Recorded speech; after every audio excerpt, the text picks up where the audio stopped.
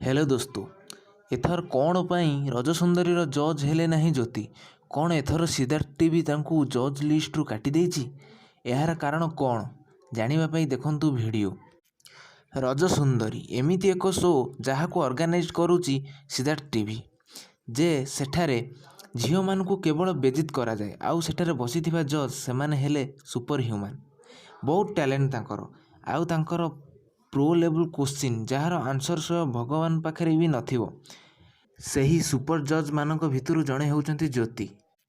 आपण माने तो जानिछंती पूर्वथर ज्योति केते फेमस होइचें तांकर सही डबल मीनिंग कथा पाए जहा कि एक छोट पिला को पचारि थिले चकुली पिठारे केतेटा कणा।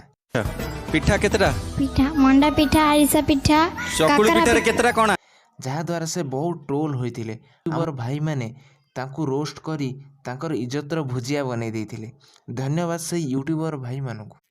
एथर मध्य सिद्धार्थ टीवी ज्योति को जज हेबा पई ऑफर करथिले मध्य ज्योति एहाकू मना करथिले। एथर तांकर सही कथा तांकर एक्टिंग कैरियर रे बहुत प्रभाव पकैथिला, तेणु से ता भाबी एथर जज हेबा पई मना करछंती।